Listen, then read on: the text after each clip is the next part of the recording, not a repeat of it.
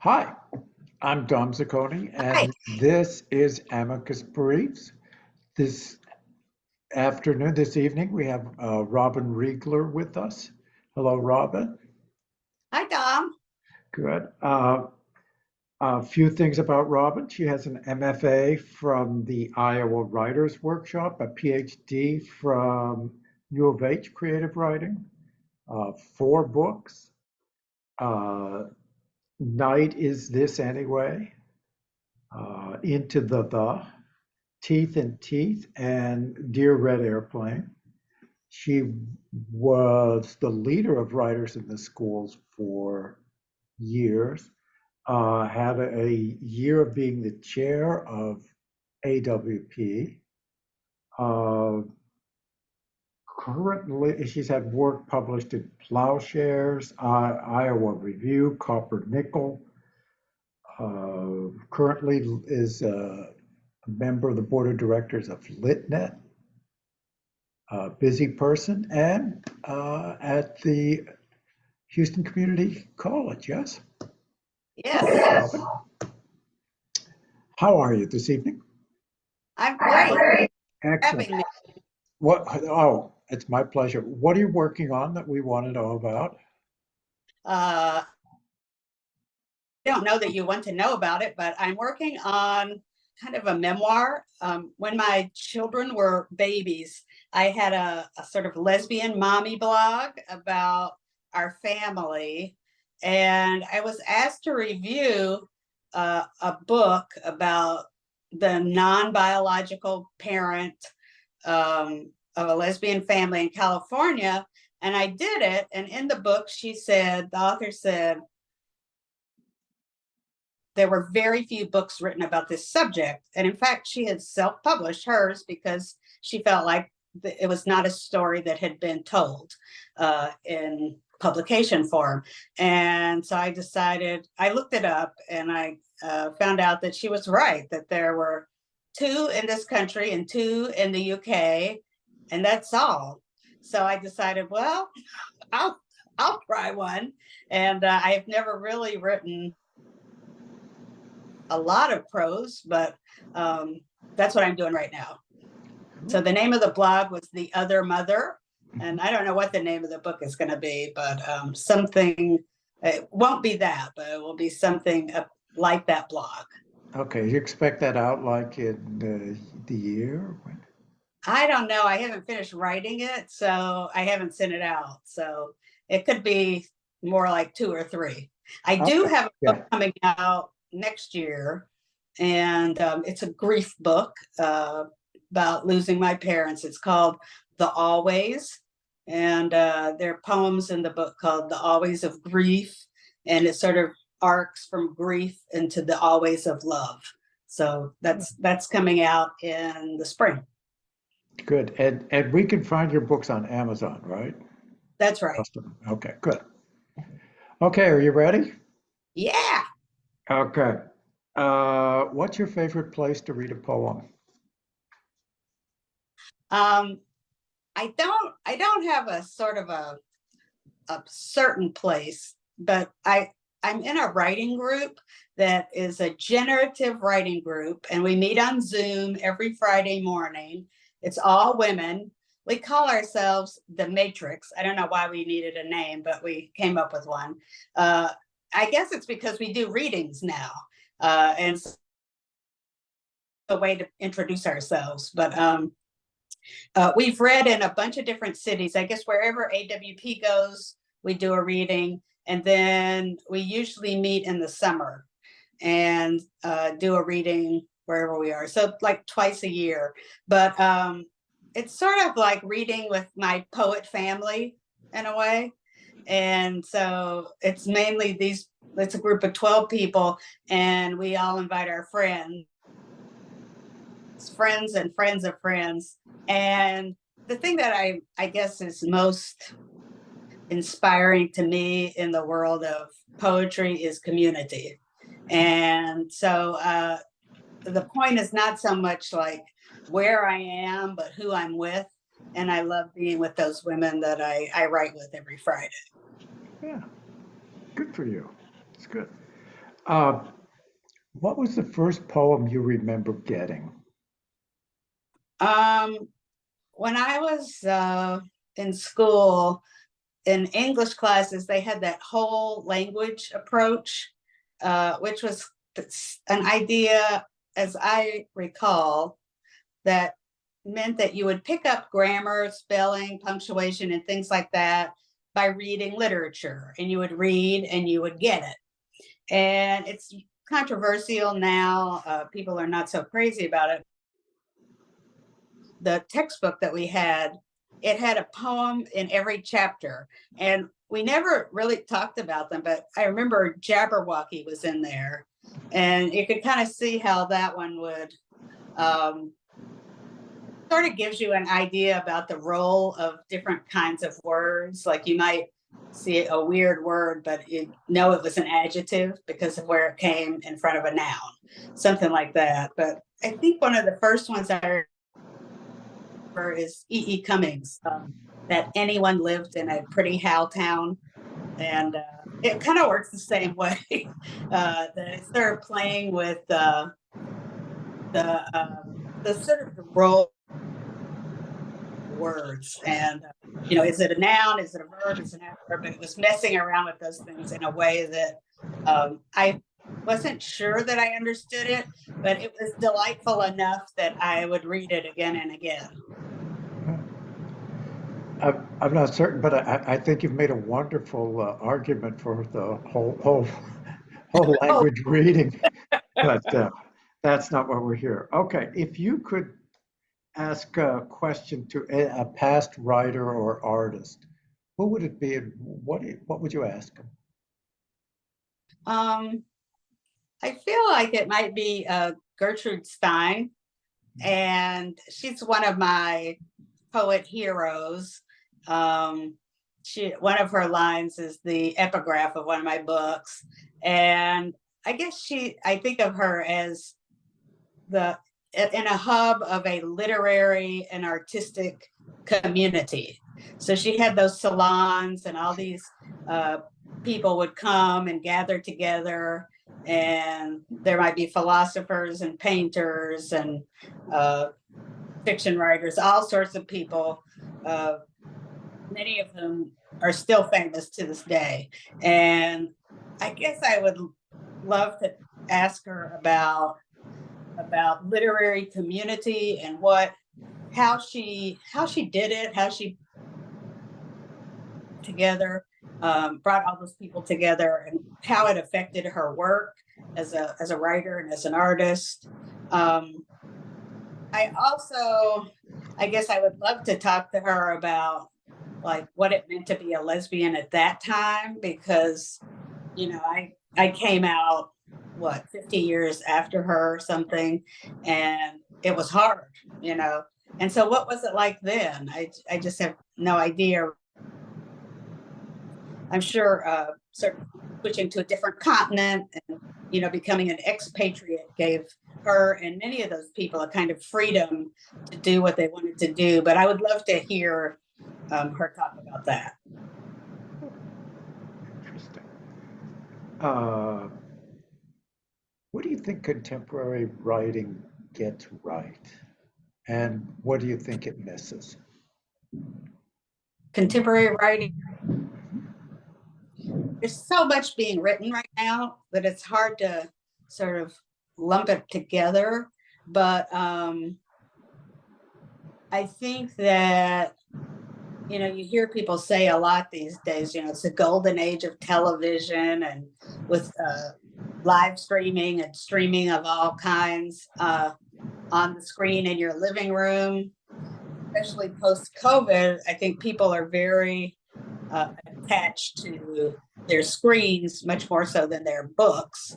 And so what is it, that makes a book still appealing to us? And I think what is appealing to me is that being a reader is kind of like being an artist. I'm creating the story in my mind, and the characters look a certain way, and I can make that up. And it's I'm the designer and the cinematographer, and I get to sort of create something on my own, and that's really powerful. I think that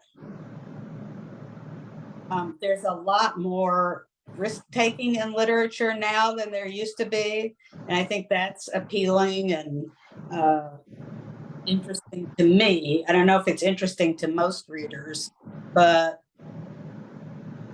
it's like the cost of publishing is lower than it used to be, so a lot more is published, and so I think that's really exciting. I think that just the idea of having something that a person made is valuable. I mean, in the same way that, you know, you might make a homemade cake as opposed to a cake you buy at the grocery store or something like that. There's something different about it. And when you're reading something that somebody made for you in a way. I know in one of my friends said recently, you know, it's like the writer spent, you know, probably a day writing this page. I can spend at least 2 minutes reading this page. But there's a lot of homemade literature out there, and a lot of it I think is really exciting. I think that what is great about the literature that we're seeing today is that we're getting to hear a lot more voices. It's not perfect, but we're getting to hear people from all sorts of cultures and experiences. That is meaningful. It's a bigger world in the world of writing than it once was. And so those are some of the things that I think are going well with literature. Okay, do you think it misses anything? Well, you know, you hear every few months poetry is dead, you know, nobody reads poetry, or only poets read poetry, things like that. And that, I don't know that that's true exactly, but there's always that kind of sort of doomsday announcement that you regularly hear about poetry. And I really wonder about that. And I think a lot about like sort of contemporary poetry side by side with, say, abstract art. And like people do the same thing with abstract art, right? It's that my kid could have done this or something, you know, that kind of thing. And I think it's mostly a matter of training, or actually more accurately, I would say it is a matter of untraining. Because, you know, with writers in the schools, we worked with children, right? And they were between the ages of 5 and 18. And it was interesting that, like, we would take kids into the Menil collection. It was about 50 or 60 days a year before the museum opened. And the little kids, you know, were just so excited. You know, it was like, you know, you would ask them, you know, what do you think that red blob tastes like, you know, in a painting? And not that they were supposed to really taste it, but just to imagine, right? And they would come up with hundreds of answers. But with older students, they were so indoctrinated into the world of right and wrong. The question, instead of being a springboard into the imagination, which is the intention, but it became something in which they wondered, like, oh, the right answer. And of course, there is no right answer. So I think with contemporary literature, somehow convincing people that in fact, whatever they read, they do understand. That's what I mean by sort of untraining, that they've learned how to read, They can read a newspaper, maybe, right? They can read the birthday card they got yesterday. But really, the more complicated poetry or literature that's out there today, they can read it. They just have to believe that they are reading. And that's pretty much the hump. And I think somehow, if we can convince people to do that, that's going to be the answer. I think that there are so many sort of passive activities that people do, and watching TV is one of them. But there are all sorts of things. We drive and we listen, and we're sitting a lot. In a city like Houston, we're especially sitting a lot, and we're alone, and we might have a podcast on, but those are all passive things. And I think somehow, if we can make literature into a more active thing, that's going to be at least a part of the answer. And so activities like the ones that Public Poetry does, activities such as readings and, going out to Poison Girl, when it's not this hot exactly, but being around people who like poetry and, listening to the readers and then talking to them and to each other. I think those kinds of activities, they bring literature to life. And I think if people got the urge or opportunity to do those things more, it might bring those things to life. Just one more little thing is that I have 2 teenagers, and one of them's a big reader and one of them's not so big of a reader, but even she, like, computer person, and she watches these book reviewers on TikTok and Instagram, all these different things. And she shows them to me. She says, this is what's going on with books with, the 17-year-olds of the world. And I don't always agree with their assessments of like which books they liked and which books they don't like. And she's always laughing at me because I'm like, that was a great book, and they'll say, no, it wasn't as good. But there are people reading out there. There are kids reading, and they have a community too. It may be online right now, but a lot of these book reviewers on TikTok, they would sit there and they would go over 25 books that they read in the last month. And that's cool. Yeah. Read 25 books this month. So I don't know. We'll see. I've read articles that say that TikTok has made some books bestsellers, and some of them are literary books like Circe, that Sure. one.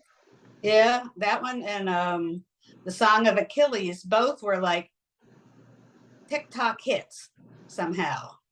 A Little Life was one of the ones that a lot of people on TikTok wrote about. Anyway, it's an interesting moment, I think. And I guess one final thing I'll say is that if people do creative writing themselves, they're more likely to be interested in creative writing of other people. So giving people the chance to really tell their story is going to make them more interested for the rest of their lives. That's okay. Speaking of reading, here's the tough question. You have to get rid of all the books in your library except what you can fit into a cardboard box. What's going in your box? That's a terrible question. How dare you? You're not alone, if that's it. I will say that every moving company that's ever helped me move has my boxes of books. If I were limited to one box, I guess I would just try to put a lot of different kinds of books in there, like not just poetry, not just fiction, not just nonfiction, but history. I really like art books, and they're heavy though, so I'd have to be careful about how many of those I put in the You're box. not going to have to carry it. We'll get Oh, a good. movie. Thank goodness. But I really, I love to read, and I love to reread the same books over and over again. And What would be books you would want to reread over and over again? I'll tell you, Jory Graham was one of my teachers, and her books are ones that I reread over and over again. I really like James Tate. He's kind of the same generation, but I like him a lot. I'm from Arkansas, and two Arkansas poets I go back to are C.D. Wright and Frank Stanford. So I read them. Charles Simic, I really like. There are a lot of the new poets today that I think are fantastic. So there are just so many great things. But I love Nicole Seeley, I think is great. Claudia Rankin, great. I don't know. I could just go on and on and on. But there are just so many people who are, I think, changing my perception of the world by writing the words that they have written. And that's kind of what I like out of great writing, great art, is that after I read it or look at the art or whatever, see the movie, watch the play, that my world has shifted and it's never quite the same again. Cool. Okay. Speaking of great art, what makes something art? What makes anything art? Well, there's that little cliche about art is in the eye of the beholder.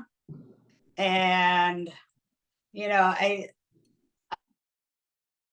think that in a certain way that is true. I mean, you may come to my house and not like the things on my walls, but they kind of make me happy, and I like them. And I don't think I have anything that would sell for a lot of money at Sotheby's or whatever. But I do think that, what we like, what affects us is art. And it's why so many people have their children crayon drawings, with a magnet on the refrigerator, right? It's made by our own children, and no one else would really appreciate it except maybe their grandparents. But somehow, because it's our child, it's beautiful, right? And I think it's the same thing with a lot of art, that we find things that speak to us in some way, and we surround ourselves with them to create a home. And I think so. I think that's what really makes art. We make it because we find it beautiful. Perfect. Here's the last one. What poem would you read to your father? And will you read it for us now? Yeah, I will. Neither of my parents are alive, and the book that's coming out next, the Always, is their poems, mostly poems about my parents. This one is it's called The Way, and I wrote it after my father died. The Way. I know while peeling the clementines for them that they are ripe. The way fingernails grow secretly or not at all. The way she says terraces, and it sounds like terrorist. The way smoke travels lazily from one mouth to another. The way stories bleed as they sing. The way the cat sleeps in my spot on the bed, with his head half hidden beneath his shadowy paw. The way I pray, sleep drape itself over me like a living mountain of curtain, the way I die with my father every night, over and over, holding his dry and weightless hand. Well, that was lovely. Thank you, Robin. Thank you for Thank, being with us tonight. Thank you for all you've done for Houston and for poetry. Have a good evening.